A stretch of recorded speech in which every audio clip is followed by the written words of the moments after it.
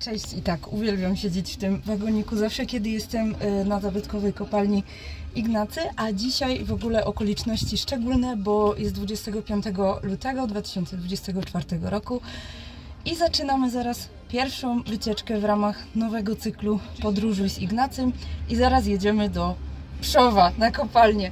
Dzisiaj mam po prostu ogromnie duże wsparcie, bo jest cały autokar wyprzedany. Wiemy to z góry, no więc nic, tylko po prostu brać się do roboty i opowiadać naszą historię.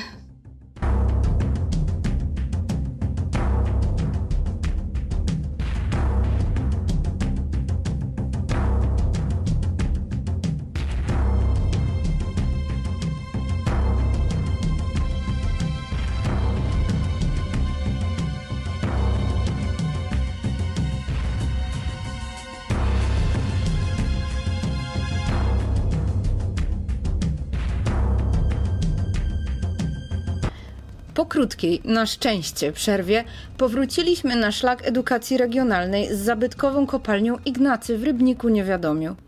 Był to powrót w wielkim stylu. Bilety na wycieczkę rozeszły się jak ciepłe bułeczki. Już w styczniu wiedzieliśmy, że 25 lutego spotkamy się w naprawdę licznym gronie. W autokarze nie zostało ani jedno puste miejsce.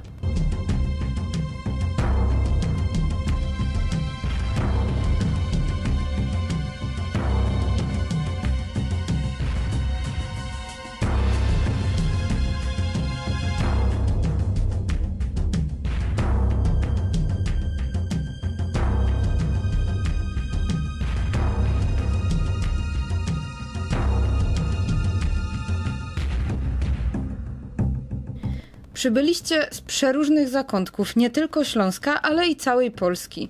Byli wśród Was także goście z Łodzi i Warszawy. Dziękujemy.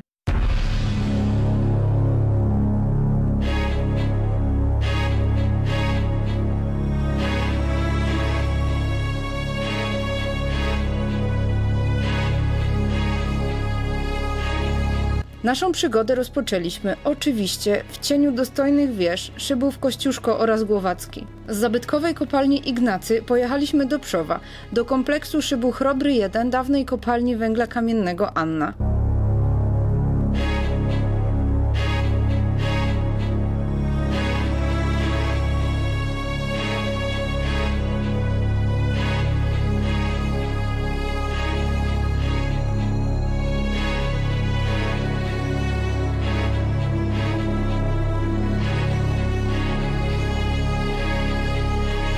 Kompleks jest dziełem wybitnego niemieckiego architekta tworzącego w nurcie modernizmu, Hansa Pelziga. Jest to także jedyny w pełni zachowany kompleks industrialny projektu Pelziga na całym świecie.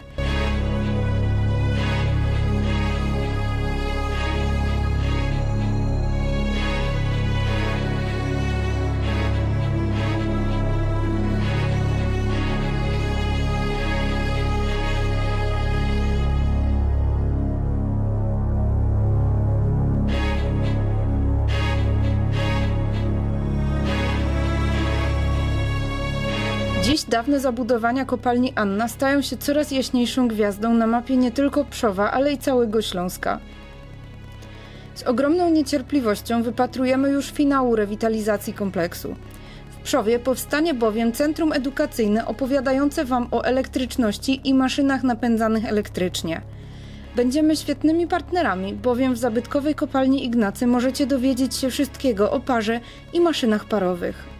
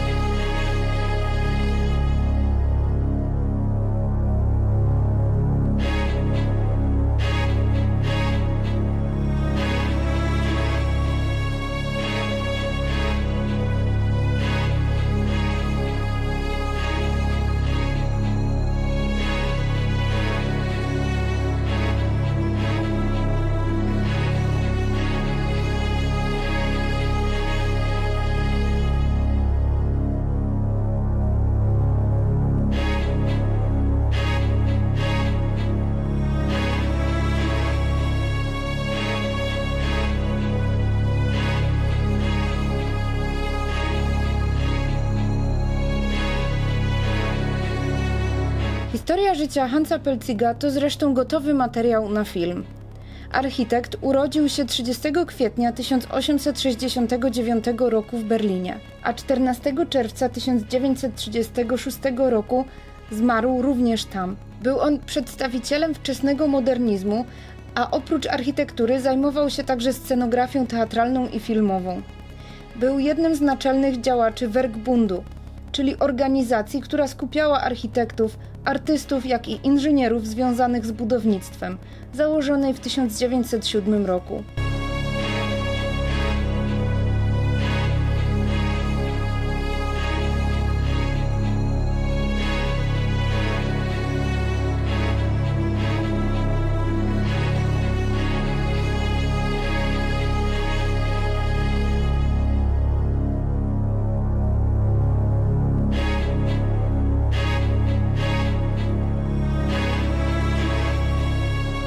Na Śląsk przybył w 1900 roku, gdyż został powołany na wykładowcę Państwowej Akademii Sztuki i Rzemiosła Artystycznego we Wrocławiu, wtedy Breslau. Przez 13 lat był też jej dyrektorem.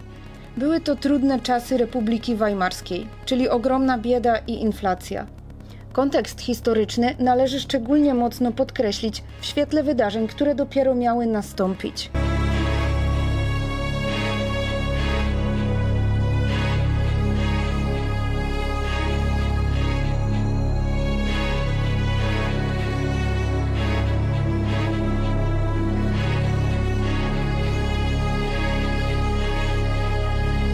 Zespół zabudowań szybu Chrobry 1 kopalni Anna w dzisiejszym Przowie powstał około 1914 roku.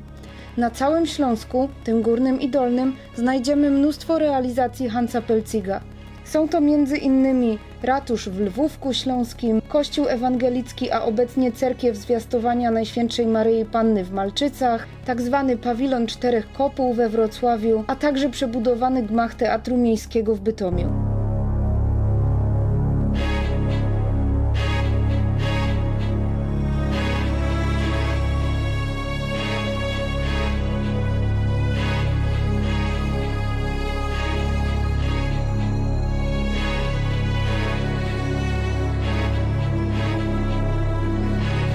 W 1916 roku Pelzig zwyciężył w konkursie na projekt Domu Przyjaźni Niemiecko-Tureckiej w Stambule. Od 1924 roku był profesorem Wyższej Szkoły Technicznej w Berlinie-Charlottenburgu, którą zresztą lata wcześniej ukończył.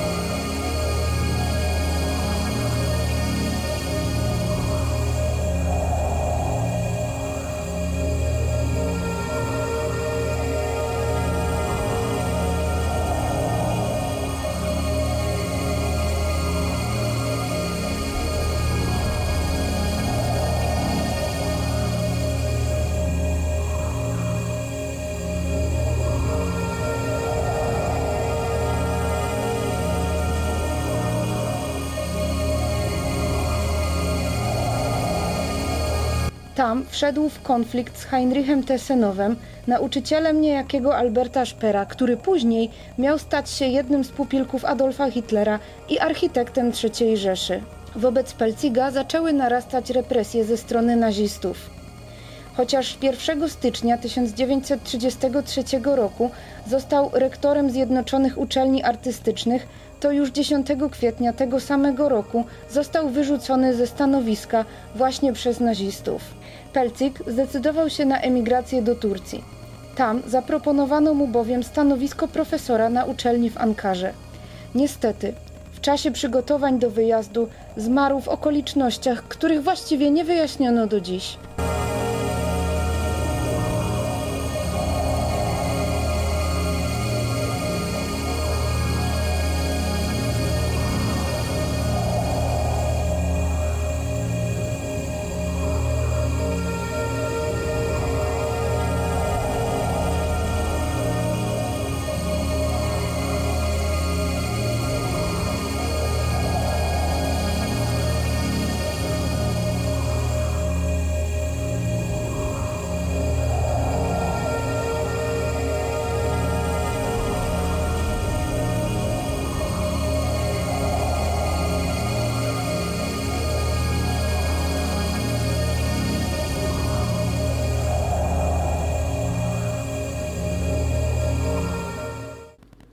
Następnie udaliśmy się podziwiać punkt widokowy w Pogrzebieniu.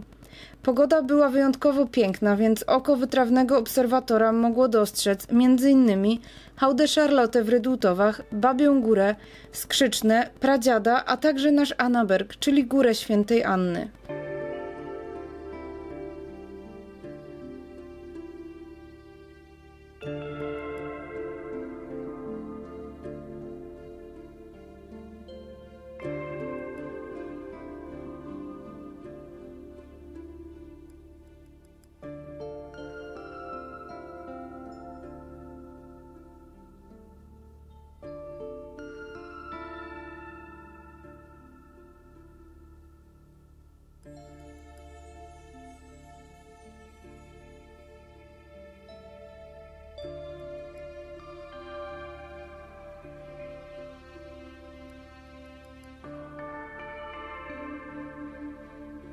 Naszym następnym celem był odnawiany przez Fundację na rzecz Ochrony Dóbr Kultury Pałac w Żuchowie. Podczas absolutnie każdej wizyty w tym miejscu przecieram oczy ze zdumienia. To niesamowite, jak wspaniałe efekty przynosi ciężka praca i determinacja. Pałac wzniesiony w 1888 roku nie tylko odzyskuje stary blask, ale i dostaje nowe funkcje. Większość miejscowych z pewnością pamięta obiekt jeszcze z czasów, gdy mieścił się w nim dom dziecka, a później stał się podupadłą ruiną. To już przeszłość. Dzisiaj Pałac w Żuchowie to instytucja kultury i nauki, współpracująca m.in. z Uniwersytetem Śląskim.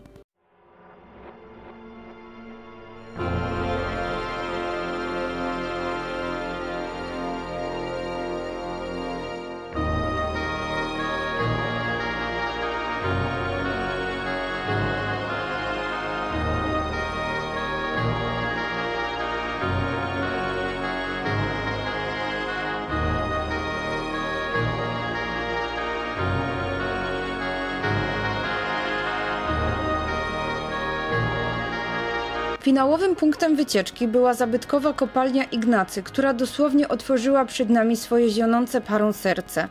Mowa tutaj, rzecz jasna, o potężnej maszynie parowej szybu Kościuszko. Czy wiedzieliście, że w 2023 roku Ignacego odwiedziło aż 41 987 gości? To o 13% więcej niż w 2022. Nikogo nie zdziwiła zatem wysoka frekwencja podczas pokazu maszyny w ruchu. Do uczestników wycieczki dołączyły bowiem osoby zwiedzające tamtego dnia kopalnię. Zarówno bijące serce kopalni, jak i wystawa Wiek Pary cieszyły się ogromnym zainteresowaniem. Mamy nadzieję, że to nie będzie wasza ostatnia wizyta na naszej kopalni. Znamy już datę kolejnej wycieczki. 14 kwietnia zabierzemy was w podróż do Radlina. Zachęcamy do wzięcia udziału. Tym razem ruszymy na szlak śladami Emmy i Marcela.